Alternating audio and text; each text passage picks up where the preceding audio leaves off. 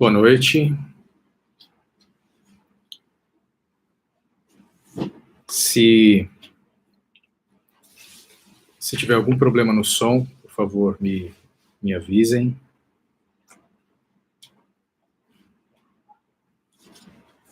Para eu ir fazendo o ajuste agora, antes da gente começar.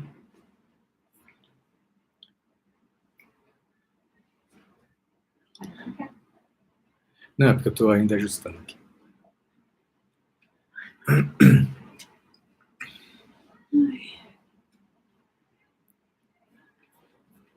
Vamos lá. Hoje a gente vai dar continuidade ao nosso estudo. A gente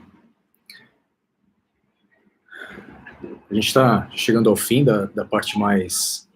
Boa noite, Fábio. A gente está chegando ao fim da parte mais complexa do Apocalipse. Ainda não é hoje, né? A gente ainda vai ter uma parte bem, assim, que ainda gera algumas discussões um pouquinho mais, mas assim, a parte mais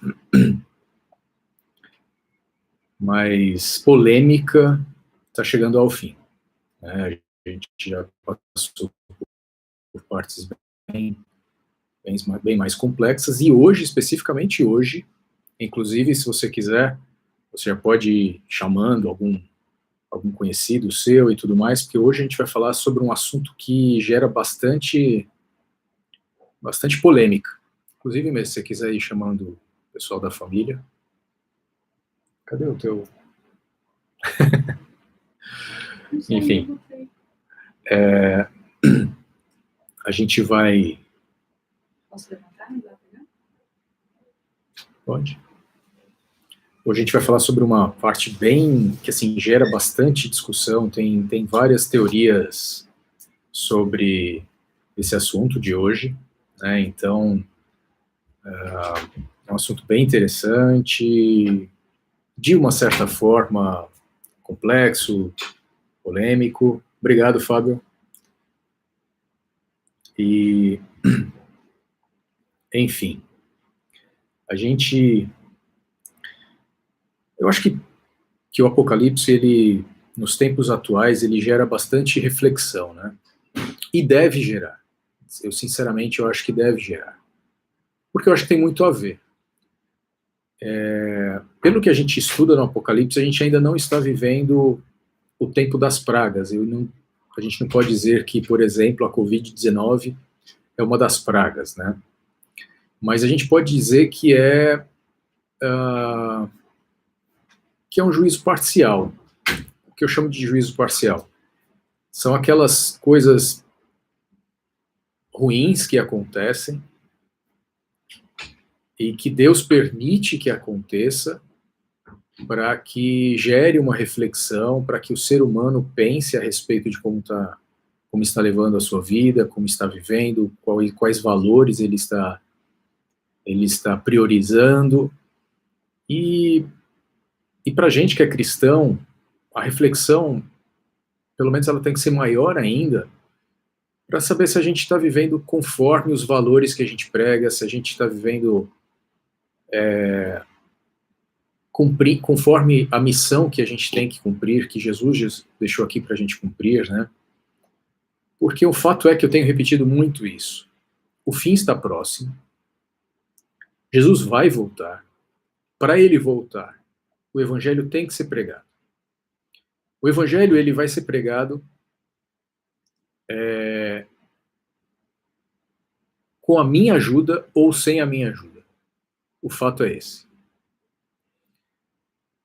Deus vai mobilizar, ele vai usar o seu poder, não ele vai pregar pessoalmente, mas o evangelho vai ser pregado. A diferença, para mim, é se eu vou ou não fazer parte do cumprimento dessa profecia, se eu vou ou não fazer parte, enfim, desse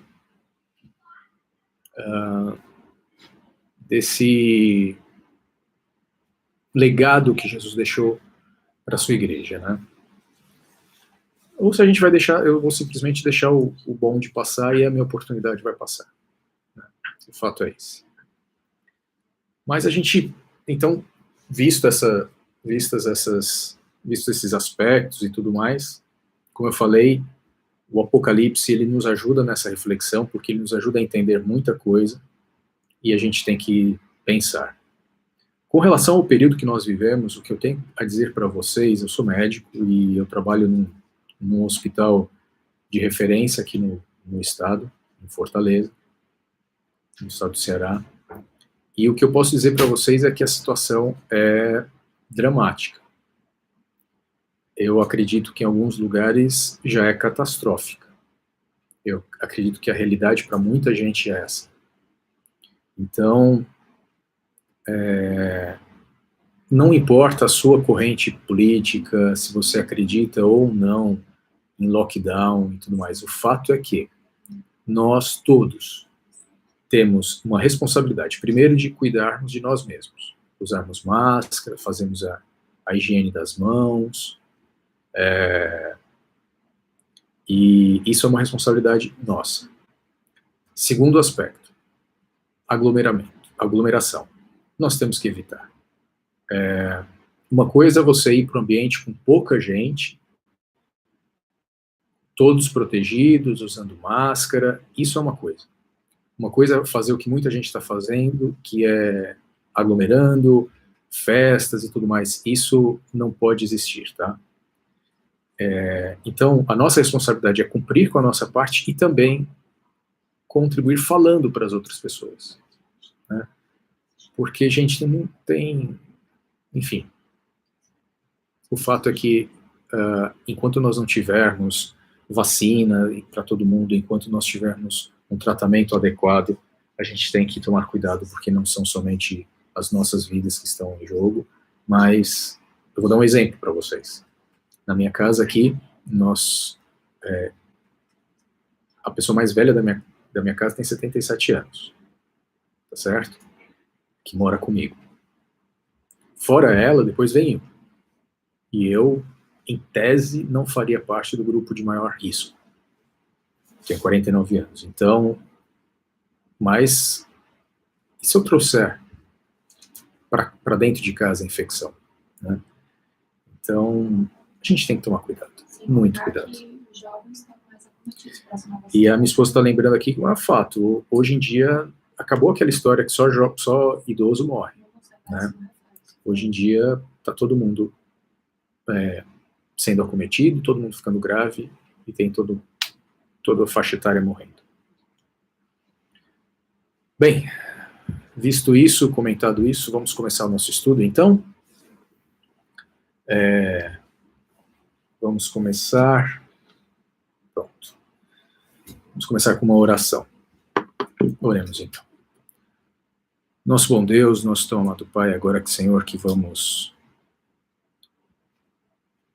começar o estudo da Tua Palavra, nós te suplicamos, Senhor, que o Teu nome seja engrandecido, que Ele cresça na nossa vida, nos nossos corações, que a Tua Palavra possa frutificar nas nossas atitudes, nos nossos pensamentos, que a Tua Palavra agora possa ser esclarecida não por mim, mas pelo Teu Santo Espírito, que Ele fale aos nossos corações e mentes, Senhor. Que Ele que inspirou o profeta e apóstolo João a escrever esse livro, que Ele possa agora nos traduzir e que possamos compreender a Tua vontade para as nossas vidas. Em nome de Jesus. Amém. Vamos lá, então.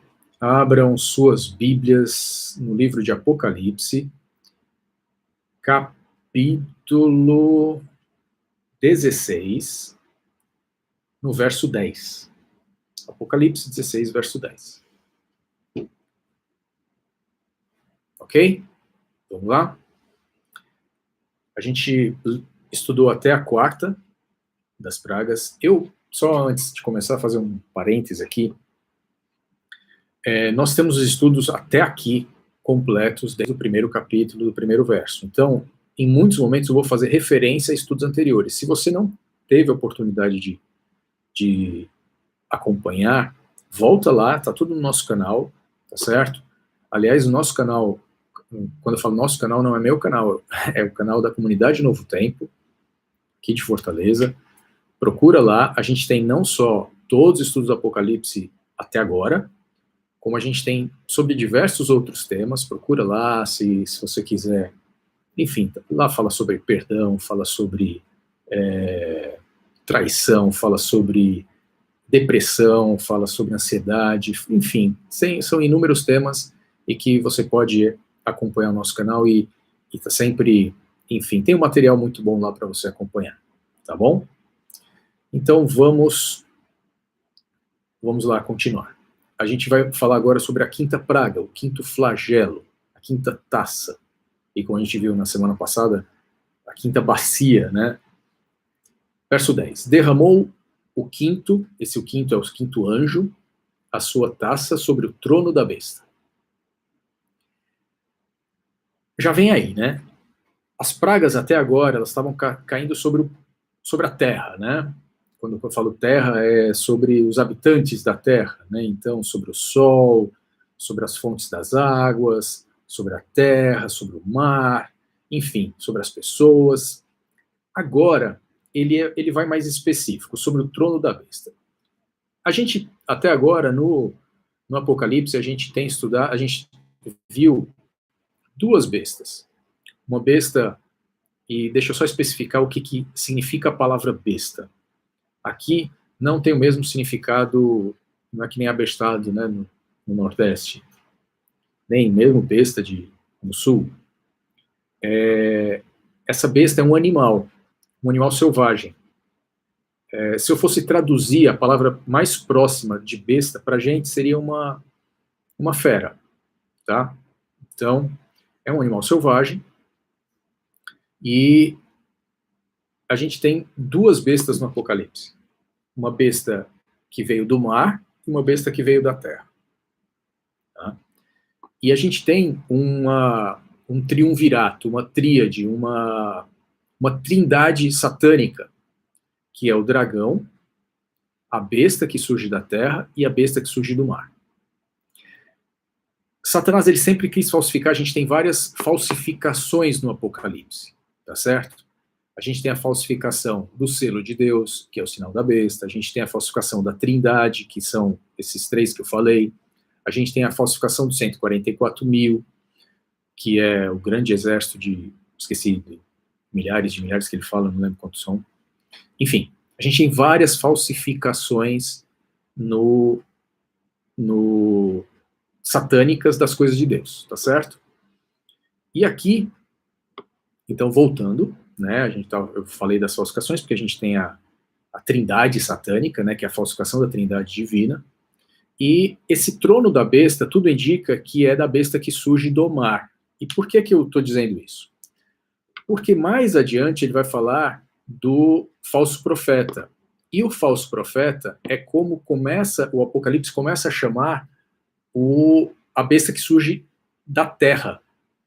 Então ele começa a chamar o falso profeta ou melhor, a besta que surge da terra de falso profeta. Então eu deduzo que quando ele fala esse trono da besta, a besta que surge do mar. E fala então que e a gente já estudou também que essa besta, na verdade, ela era promovida, digamos assim, pela besta que surge da terra. Então ela estava com um poder gigante aqui. Ela recuperou o poder que ela tinha antes. E aí o que acontece quando esse flagelo, essa praga cai sobre o trono da besta? Cujo reino se tornou em trevas. E aí faz referência, mais uma referência às pragas do Egito. A gente vai ver aqui que os flagelos, as pragas do Apocalipse, elas fazem referência, a gente já falou inclusive na semana passada, a dois tipos de queda. A queda do Egito e a queda de Babilônia. A gente já vai ver Babilônia aqui, tá? Então essas trevas aqui fazem referência à praga do Egito, que foi a penúltima praga. Né? Antes da morte dos primogênitos foi a praga das trevas. E aqui continua, e os homens remordiam a língua por causa da dor que sentiam. E blasfemaram o Deus do céu por causa das angústias e das úlceras que sofriam e não se arrependeram de suas obras. Tem uma outra coisa que você pode deduzir aqui, inferir do que a gente está falando aqui nesse momento é que é o seguinte, é que a gente tem nesse momento aqui, o próprio trono da besta, isto é, o trono da besta que deveria ser o poder que regia todos os outros impérios, que a gente vê que é isso que o Apocalipse fala sobre o que Satanás estava promovendo. O que Satanás estava promovendo? Né? O dragão, o que ele estava promovendo? Por meio do falso profeta, ele queria fazer com que todos adorassem a besta. Tá certo? Todos adorassem a besta. Primeiro a imagem da besta, depois a besta. Tá? A gente já estudou sobre isso, depois, se você quiser, volta lá. Mas então nesse momento, onde o mundo inteiro está se submetendo à besta, essa besta promete para todos que ela daria segurança e salvação, digamos assim, para todos. O que acontece? O mundo todo vê o trono da besta sendo acometido pelas pragas. E aí, usando um termo bem atual, perde a moral. E aí a besta, com isso, perde a moral. Prova que ela não só não é capaz de proteger o resto do mundo, que era o que ela prometia, ela não só não é capaz de proteger o resto do mundo, como ela não protege sequer a si mesma. Ela mesma é afligida pelas pragas. Então, esse é a interpretação que a gente dá para o quinto flagelo, né? Não tem muito o que correr de interpretação, fica bem claro aqui, né? Que o que eu falei com relação a ela ter o poder e tudo mais, isso a gente já falou, então não estou deduzindo de agora, estou deduzindo de textos que a gente já estudou, e que ela está sendo agora atingida pelas pragas, que é o que está falando aqui, tá? E agora o sexto flagelo, muita atenção agora. Agora a gente vai se deter bastante nesse sexto flagelo. Periga a gente não sair desse sexto flagelo hoje, inclusive. Tá? Vamos lá. Derramou o sexto anjo, né? O sexto a sua taça sobre o grande rio Eufrates. Vamos lá. O que é o rio Eufrates? O rio Eufrates, se você vai lá na região, né, do Iraque atual, né, Iraque, Irã, a região chamada de Mesopotâmia, né? Meio, Potamos, né? Rio, se não me engano. Hipopótamos é cavalo dos rios, isso. Potamos. Então é entre rios. Mesopotâmia é entre rios. E por quê? Porque a Mesopotâmia é a região que fica entre dois rios, o rio Tigre e o rio Eufrates.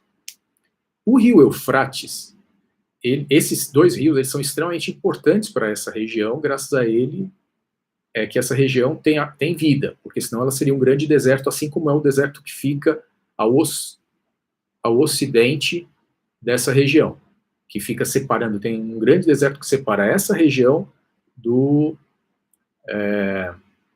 Israel, por exemplo, tá? Aí vamos lá, vamos continuar. E o rio Eufrates, o que ele tem a ver com essa história toda que a gente está falando aqui? A gente tem falado muito sobre Babilônia no livro do Apocalipse, tá certo? Babilônia, a gente viu em vários momentos a cidade, né? A gente vê, por exemplo, no capítulo 13, ou melhor, no capítulo 14. Bora, Bíblia. Ah, não. Peraí. Isso, no capítulo 14, ele fala sobre a Babilônia, sobre a queda da Babilônia, né? Por exemplo, no verso 8 do capítulo 14, caiu a grande Babilônia. E o que é Babilônia? Babilônia é justamente é o nome desse trio, desse triunvirato aí, tá certo? O dragão e as duas bestas, tá? E aí o que ele quer dizer com... O que ele vai falar agora? Ele vai falar qual é a relação do Eufrates com Babilônia. O Eufrates, ele passava no meio da cidade de Babilônia. Babilônia, ela tinha um formato relativamente quadrado, tá certo? E no meio da cidade passava. E o Eufrates, ele não é para os cearenses, para os fortalezenses, ele não é um rio cocó, não, tá? Ele é um rio grande, caudaloso. Ele está muito mais para um rio São Francisco do que um rio Cocó. Enfim. E ele passa no meio da cidade. E a cidade, ela existe só por causa do Eufrates. Ela nasceu por causa do Eufrates e ela existia, né, não existe mais, por causa do Eufrates. Ele dava água, alimento, enfim. E ele passava no meio. Aí o que acontece? Vamos lá, a gente está falando então da Babilônia, e o que acontece? A taça é derramada sobre o rio Eufrates, e o que acontece com o rio Eufrates? Ele vai secar, tá bom? Ele é chamado na Bíblia de o grande rio. Se você vai lá em Gênesis 15, 18, por exemplo. Naquele mesmo dia, fez o Senhor aliança com Abrão, dizendo, a tua descendência dê esta terra, desde o rio Eufrates até o grande, desde o rio do Egito, que é o Nilo, até o grande rio Eufrates. Se você vai, sei lá, em Deuteronômio 1:7, voltai-vos e parti, ide à região montanhosa dos amorreus e a todos os seus vizinhos, na Arabá, região montanhosa, e a Baixada, e ao Negueb, e a costa marítima, a terra dos cananeus, e ao Líbano, até o grande rio Eufrates. Tá vendo? O grande rio, né? E ele fica. E o que acontece? O rio Eufrates, como eu falei, ele ficava numa parte e ele era. Ele formou, digamos assim, né? Ele e o Tigre formaram o império da Síria, o império Medo-Persa. E uma coisa que acontecia era que, assim, o povo dessa região, para chegar a Israel, eles tinham que passar pelo rio Eufrates, eles tinham que ou atravessar um grande deserto, ou eles tinham que ir para o norte para conseguir, né, contornar o grande deserto, tinham que ir para o norte para chegar em Israel, porque se eles fossem direto, além de passar o grande deserto, eles tinham que atravessar também o rio Jordão. Tá? E esse rio, o conceito do Eufrates, ele é muito importante, né, sobre o conceito que a gente fala de Babilônia. Tá? A gente vai ver mais adiante, inclusive, que o rio Eufrates ele está relacionado, inclusive, a interpretação, né, do rio está relacionado a uma outra visão que João vai ter, que é da grande prostituta. Mas vamos continuar aqui. Em Jeremias 51:13, vamos para Jeremias 51:13, que tem um texto bem importante lá. Fala assim, ó tu que habitas sobre muitas águas, rica de tesouros, chegou o teu fim, a medida da tua avareza. Se você volta para o 12, a última palavra do 12 é Babilônia. Por quê? Porque ele está falando justamente de Babilônia. Então, esse muitas águas é Babilônia. Significa o quê? Que essas muitas águas é igual ao rio Eufrates. Tá bom? E mais tarde a gente vai ver que a prostituta, ela está sobre uma besta, que ela está sentada sobre muitas águas. Tá certo? Então, a prostituta, Babilônia, tá tudo ali relacionado. Ok? Então, caiu sobre o rio Eufrates, cujo sexto flagelo, ele é simbólico. Ele não é literal. O sexto flagelo, ele é simbólico, ele não é literal. Até agora a gente tem falado de coisas literais, mais ou menos, né? Aqui no quinto flagelo a gente já fala trono da besta, que é simbólico. Mas a primeira, segunda, terceira e quarta praga são literais. Aqui a gente nitidamente volta a falar sobre coisa figurativa, sendo que muita gente interpreta isso daqui como algo literal. Fala que aqui, na verdade, vai ser realmente lá no Extremo Oriente, não, no Oriente Médio, que aqui a gente está falando realmente de Irã, Iraque, de Israel. Não, a gente está falando, voltando como a gente via antes, a Bíblia se interpreta, e aqui a gente está vendo o que vai significar. Babilônia, a gente está falando aqui de Babilônia. Babilônia não existe mais hoje, a gente está falando da Babilônia espiritual, e a gente está falando dessa, quando o Eufrates seca, também é algo simbólico. Se Babilônia espiritual, ela está assentada sobre muitas águas. O que são essas muitas águas? Né? O que são essas muitas águas sobre as quais Babilônia está assentada? Né? E aí a gente pode ir, então, para...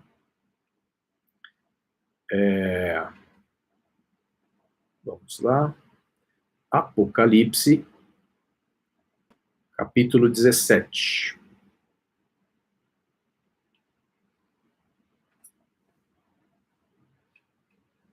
Se você vai no verso 1, ele já fala assim, ó, veio um dos 7 anjos, que tem as 7 taças, falou comigo, dizendo, vem, mostrar-te-ei o julgamento da grande meretriz, que se acha sentada sobre muitas águas. O que eram muitas águas? O rio Eufrates, lembra? Aí continua aqui, descendo, vai ter uma hora que ele vai dizer o que significa essas muitas águas. Tá certo?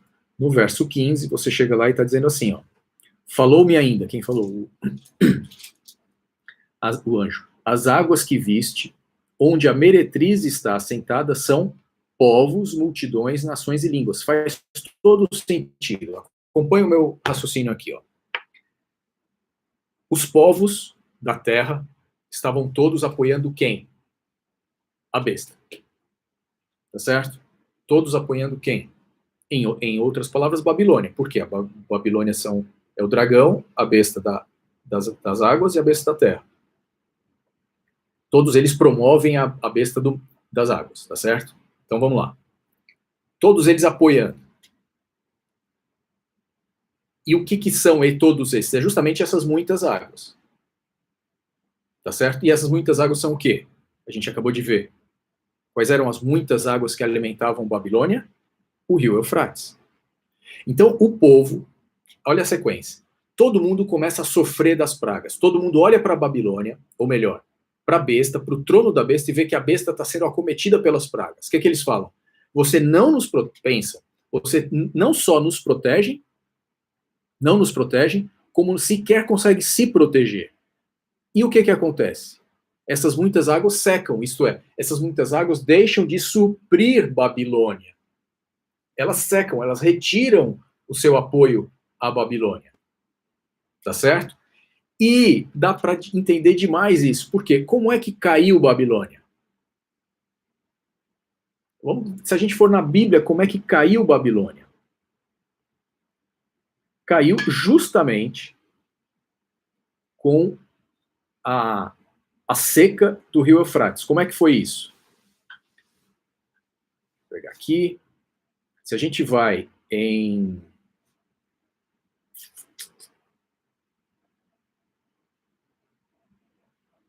Deixa eu aqui, eu perdi a minha referência aqui.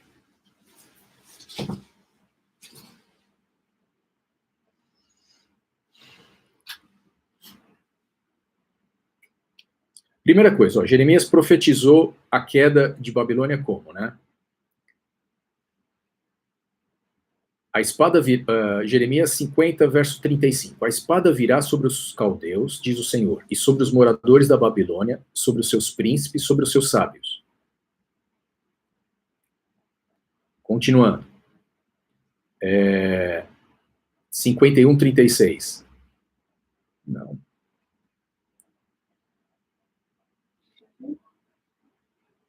Pronto. Pelo que assim diz o Senhor, eis que pleitearei a tua causa e te vingarei da vingança que se tomou contra ti. Secarei, ó, profecia de Jeremias, secarei o seu mar e farei que se esgote o seu manancial.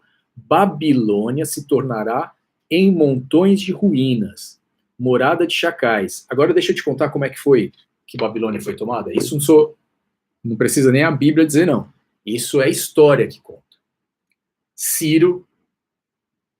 Ciro, Medo-Persa, Ciro, veio, ele tinha ele era o general de uma coalizão de reis, medos e persas, enfim, ele veio, e o que acontecia? Babilônia era uma cidade extremamente fortificada, muros muito fortes, era praticamente inexpugnável. E outra, não adiantava cercar a Babilônia, por quê? Por causa do Eufrates. Como o Eufrates tinha água constante, e água quer dizer peixe, quer dizer alimento. Então, assim, a cidade podia ser cercada durante muito tempo, mas muito tempo. Como tinha água lá, eles podiam plantar lá dentro e ter alimento também. Então ela podia ficar cercada durante muito tempo. O que Ciro fez? Ciro desviou o curso do Eufrates por um terreno mais baixo e que a água acumulou como se fosse um lago.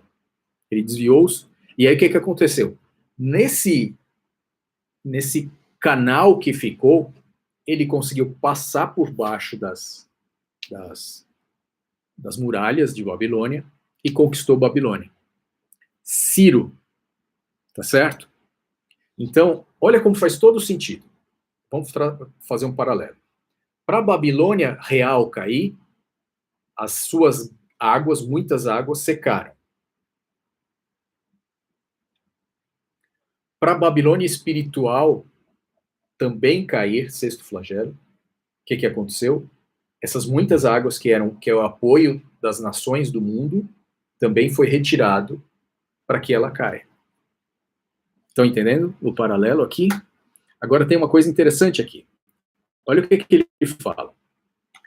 As suas águas secaram para que se preparasse o caminho dos reis que vêm do norte. Reis que vêm do norte. Eu já ouvi várias coisas sobre isso, tá? Eu já ouvi que isso daí era o pessoal... Desculpa, do lado não. Do norte não. Os reis que vêm do lado do nascimento do sol, desculpa. Eu já ouvi várias coisas. O nascimento do sol é o Oriente, então é a China que vem. Então quem vai derrubar o poder de Babilônia vai ser os chineses, né? E aí tem várias teorias a esse respeito. Mas a gente não é a Bíblia, a gente tem visto no Apocalipse que o Apocalipse não deve ser interpretado assim. A gente não deve ficar fazendo essas extrapolações e, enfim, conjecturas e... Não. Vamos para a Bíblia, tá? Então vamos aqui, ó. Como é que aconteceu a derrubada de Babilônia? Primeira coisa, vamos lá. Babilônia, ela foi dominada por Ciro. Ciro vinha de onde? Vinha do Oriente, vinha do Leste, tá certo? Mas como é que aconteceu essa derrubada de Babilônia aqui? Como a gente já falou, secou o rio. Mas olha que interessante. Ciro, vamos em Isaías 44, 28. Olha o que Deus fala de Ciro. 28. Que digo de Ciro? Ele é meu pastor e cumprirá tudo o que me apraz. E digo também de Jerusalém, será edificada e do templo será fundado. Por que Ciro era tão importante? Porque Babilônia tinha feito o que com Israel? Tinha dominado Israel, destruiu o templo, detonou com Jerusalém, levou cativo o povo, pelo menos boa parte do povo, para a Babilônia, tá certo? Então, o povo estava escravizado e tudo mais. O que Deus está falando aqui, ó? Que ele escolheu Ciro e Ciro ia libertar o seu povo. Está dizendo aqui, ó.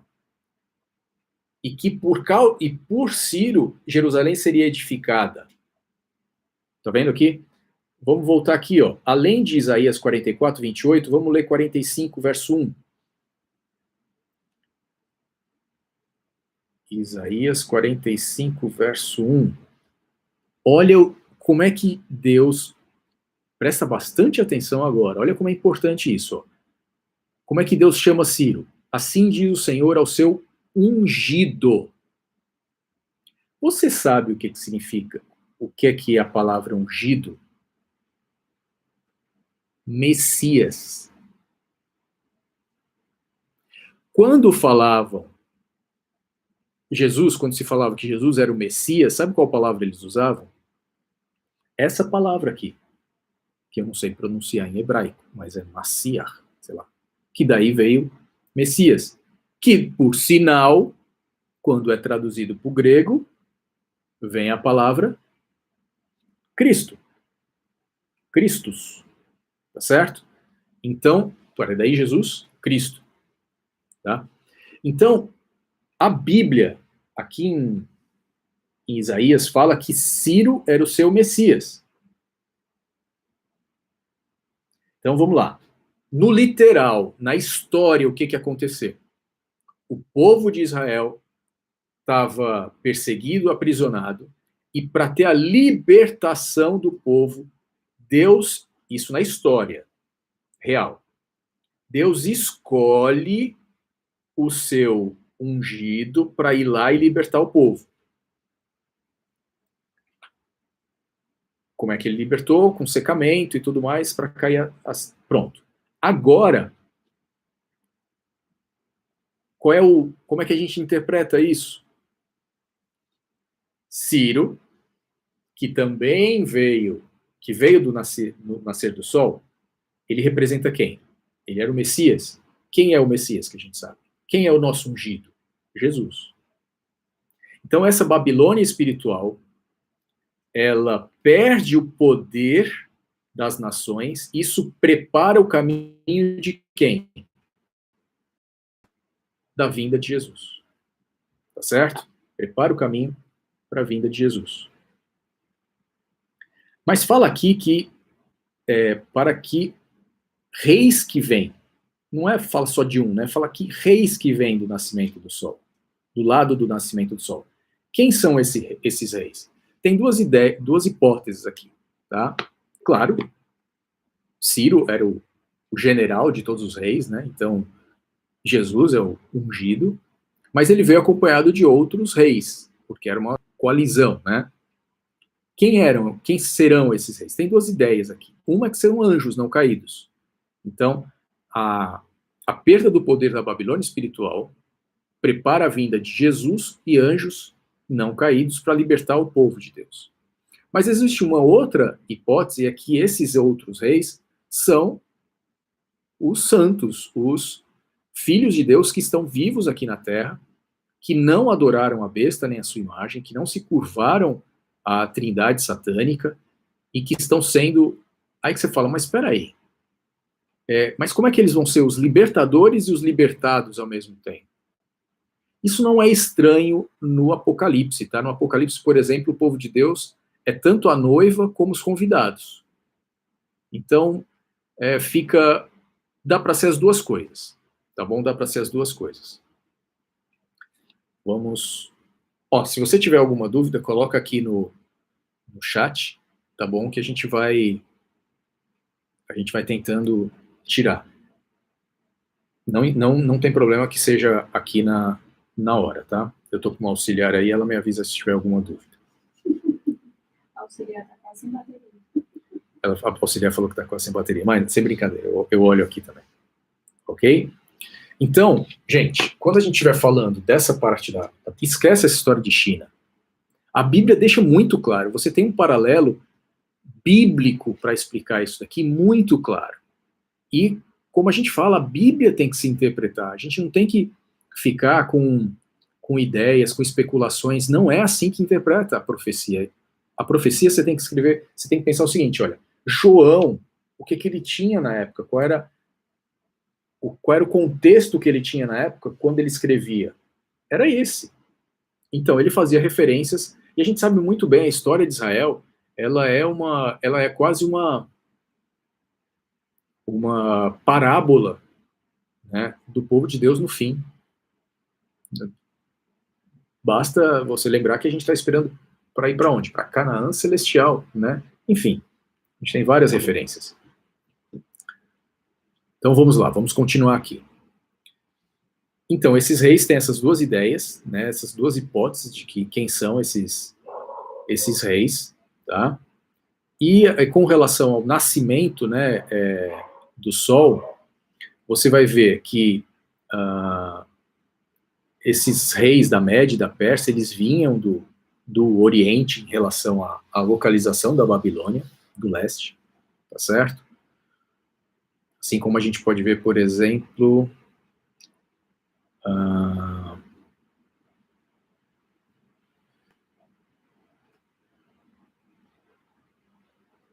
Tá aqui, por exemplo, em Jeremias 51, verso 11, aguçai as flechas, preparai os escudos, o Senhor despertou o espírito dos reis dos medos, porque é o seu intento. Então, assim, naquela época também não era somente Ciro. Ciro era o general de uma coalizão de reis, né?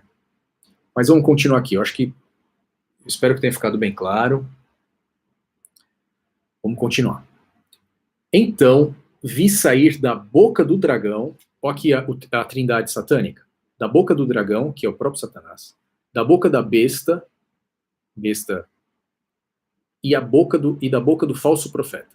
Como eu falei, esse falso profeta é como João começa a chamar a besta que saiu da terra, tá certo? Então a gente tem o dragão, que é Satanás, a besta que saiu da água e a besta que saiu da terra, que é o falso profeta. 3 espíritos imundos, tá? Semelhantes a rãs. Primeira coisa, vamos lá. O que ele viu? Ele viu sair da boca. Então, já dá a entender que é o quê? É algo falado. Não saiu de por exemplo, na Bíblia, na linguagem figurada, chifre é poder, né? Não saiu de um chifre, não saiu de uma mão, que significa ação, saiu da boca, de onde você engana, né? De onde você fala. Então, saiu da boca do dragão. Então, assim, 3 espíritos saindo de 3 bocas, né? Então, um espírito para cada boca. 3 espíritos imundos, semelhantes a rãs. Agora sim, vamos lá. Imundos porque rã era um animal imundo. Mas, e por que rã? A nossa referência estava sendo até...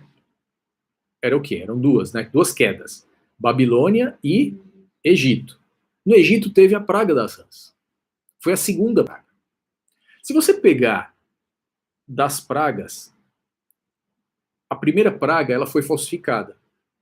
Isto é, quando Moisés vai lá e ele encosta o cajado na água e a água fica do Nilo, se transforma em sangue, as águas das fontes se transformam em sangue, os magos do faraó eles conseguem reproduzir aquilo para enganar o povo do Egito e o faraó, dizendo, olha, isso aí é um truque, isso a gente também tem poder, a gente também faz. E enganou. Quando teve a praga das rãs, eles também conseguiram reproduzir a praga. Então, se a gente for ver aqui, a praga das rãs, nesse contexto, aponta, porque a única referência que a gente vai achar na Bíblia com relação a rãs é isso, de que é de engano também, é de falsificação de algo que Deus faz. Então, e olha como dá para encaixar isso. Olha o que ele fala logo em seguida. Porque eles são espíritos de demônios, operadores de sinais. Aí, encaixa. Ele encaixa. As rãs foram falsificações de obras de Deus, de milagres de Deus, de sinais de Deus, e aqui, esses 3 espíritos imundos semelhantes às rãs, são espíritos de demônios, o quê? Operadores de sinais. Inclusive, se a gente volta lá em Apocalipse 13:3, ou 13:13, fala aqui também que o falso profeta ele também operava grandes sinais, de maneira que até fogo do céu fez descer a terra diante dos homens. Tá bom? Então, apontando para a capacidade que essa trindade satânica tem de operar maravilhas para enganar o povo. Com que objetivo? A gente vai ver já já.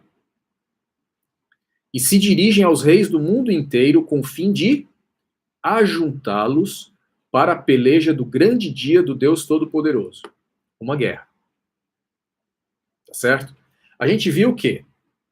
Que a gente está tendo a Babilônia espiritual perdendo o poder, né? A gente depois vai ver com mais detalhes isso daí, tá certo? Mas, ao mesmo tempo, a gente tem se armando um conflito, tá certo?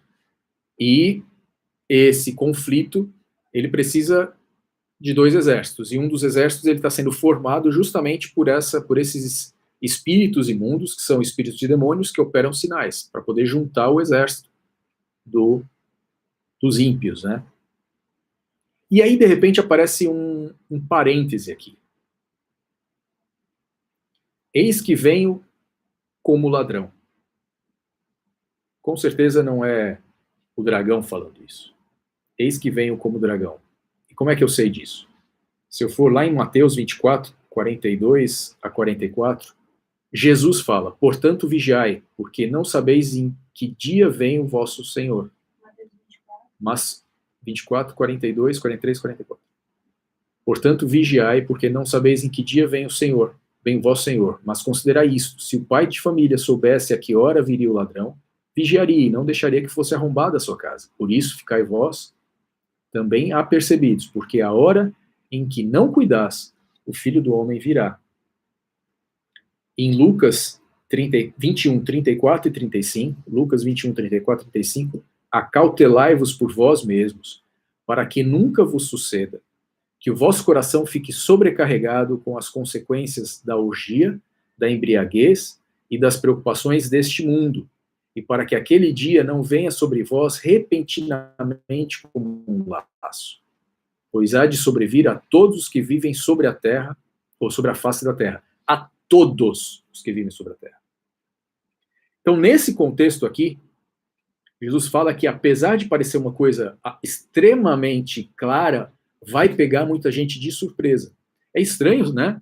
Como é que pragas e tudo mais, e mesmo assim vai pegar a gente de surpresa. Vai pegar a gente de surpresa que não estiver vigiando. Vai pegar a gente de surpresa que tiver, como diz ali, se preocupando com as coisas da vida, né? Lá em capítulo 21 de Lucas.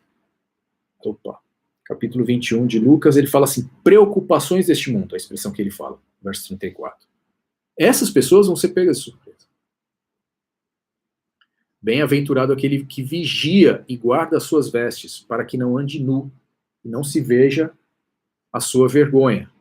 Bem que eu falei que eu talvez não conseguisse nem acabar o sexto flagelo hoje. Quando a gente fala esse que vigia e guarda as suas vestes, a gente tem, interessante, a gente tem guerra. Ninguém vai vestido de qualquer jeito para a guerra. Usa uma armadura, usa uma roupa de guerra, né?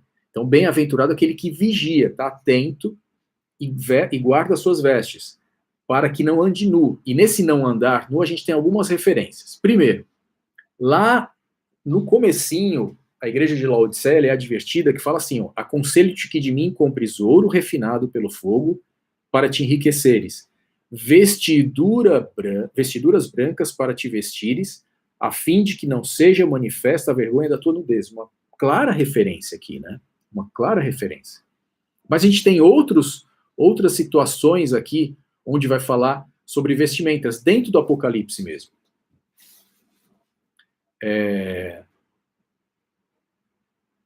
Lá no Apocalipse 19, por exemplo, né?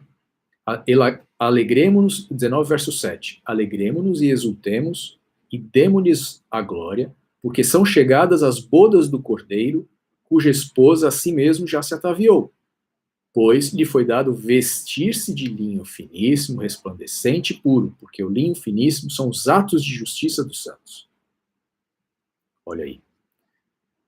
Eu não vou ler todas as referências, mas a gente tem referências, várias referências a isso, a gente tem referências da parábola que Jesus falou sobre as bodas e tudo mais, tal. Mas a gente não vai ter tempo para ler sobre tudo isso. Eu vou dizer para quem quiser anotar. Diana, se quiser anotar aí, presta atenção aí. 19, capítulo 19 do Apocalipse, versos 7, 8 e 9. E a parábola que eu falei, Jesus fala, Mateus 22, 11 a 14.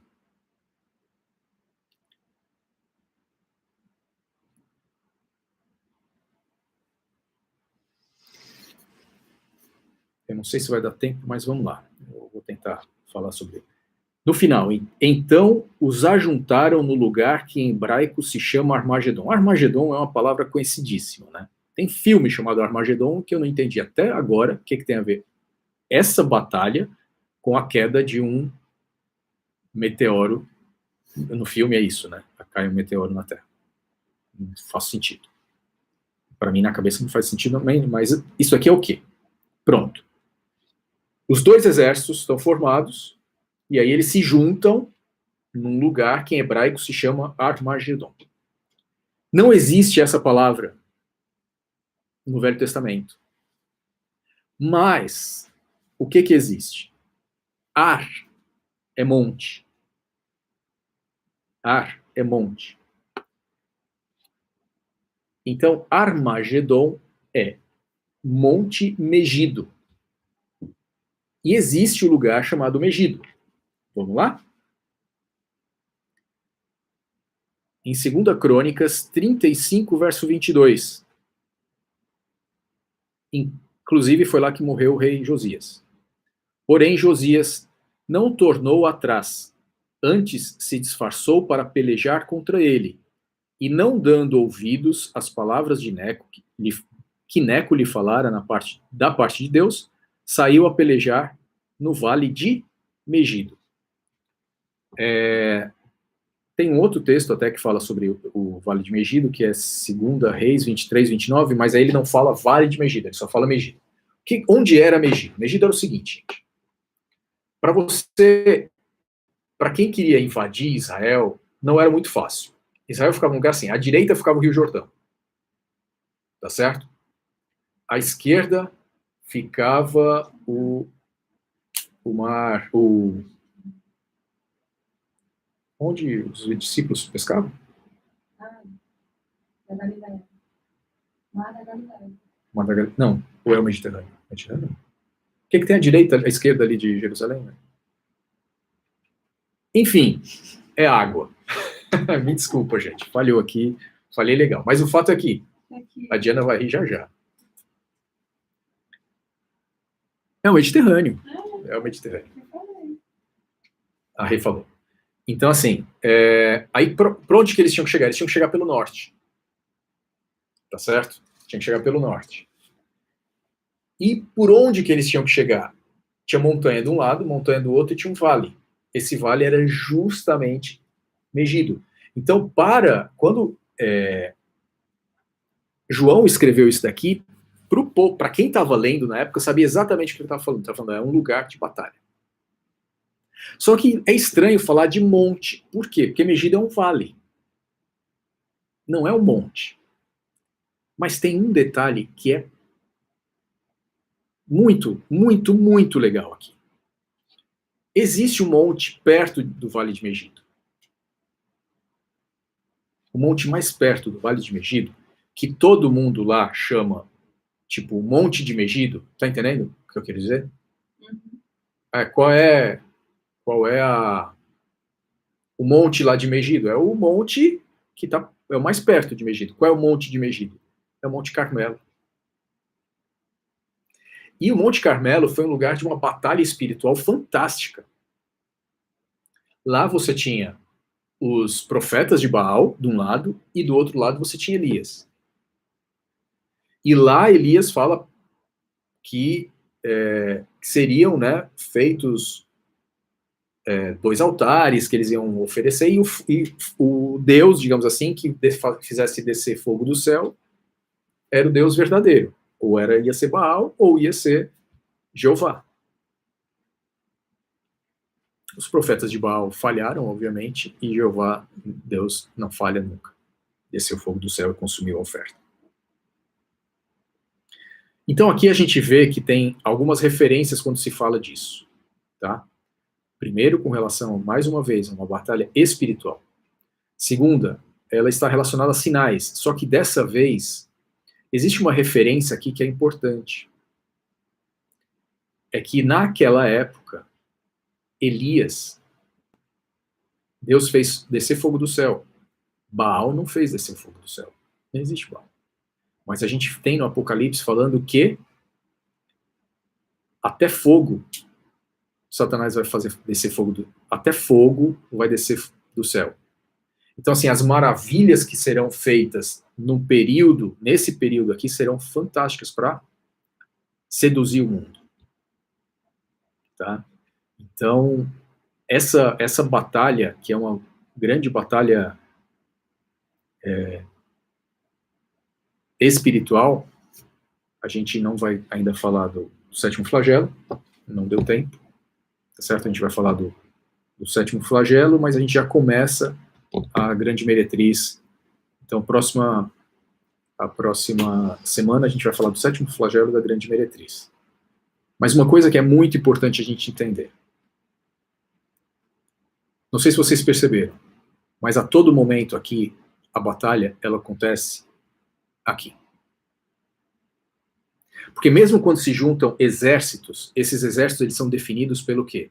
Pela escolha que eles fizeram aqui. Eu posso ser seduzido por todos esses enganos, por esses espíritos de demônios operadores de sinais.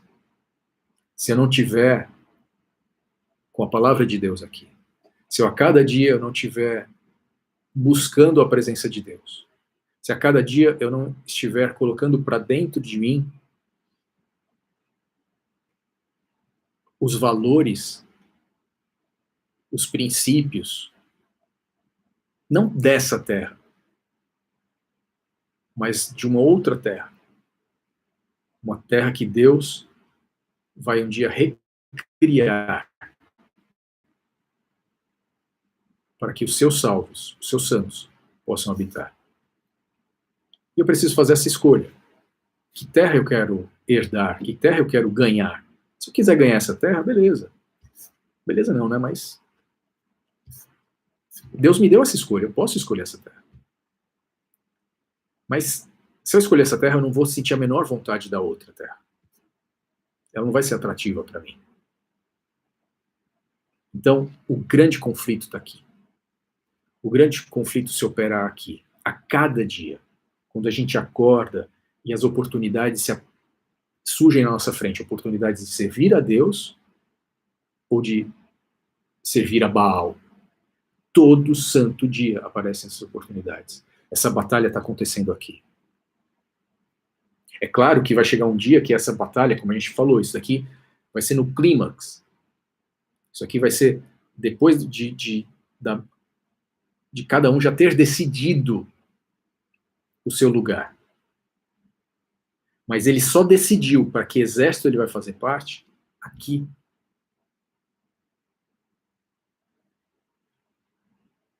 O fato é que todos nós um dia estaremos nessa batalha, fazendo parte de um exército ou de outro. Do exército de Ciro, que é o exército de Jesus, do Messias, do ungido. Ou do exército de Babilônia. Cabe a mim, cabe a você só essa escolha. Ninguém mais pode escolher. A Rê quer perguntar um negócio.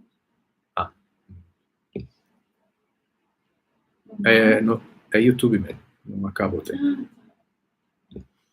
Vamos orar então? Nosso bom Deus e amado Pai, graças te damos, Senhor, pela tua palavra, graças te damos, Senhor, pelo teu Santo Espírito. E queremos agora, Senhor, entregar em tuas mãos a nossa vida. Queremos que o Senhor nos ajude a tomar as decisões, escolher os caminhos corretos, aqueles que são os teus caminhos, as tuas decisões. Pai amado, ilumina a nossa mente, o nosso coração. Ilumina os caminhos por onde vamos andar, para que a gente possa ver o fim que eles levam. Ajuda-nos, Senhor, a sermos bênção para aquelas pessoas que nos cercam. Ajuda em especial, Senhor, para aqueles que estão convalescentes, sofrendo por alguma doença, enfim, estamos vivendo por um período tão difícil agora, Senhor. Em especial, te peço pelo Diego, que tu possas trazer paz ao seu coração e confiança, e que, muito em breve, Senhor, possamos todos nós estar reunidos lá naquela nuvem, porque o Senhor veio nos buscar, que esse dia chegue logo. Perdoa-nos no que falhamos contigo. Nós oramos em nome do nosso Senhor e Salvador Jesus Cristo. Amém. A todos uma boa semana Que Deus abençoe a cada um de vocês, abençoe a família de vocês. A gente vai ter, então, a gente se encontra, então, no próximo sábado, às 10 horas. Eu não sei se vai ter suave. Se tiver suave na nave, a gente vai divulgar nos nossos canais de mídia, no Instagram, enfim. E continue nos acompanhando e estudando a Bíblia e buscando a Deus na sua palavra. Boa semana. Deus abençoe a todos.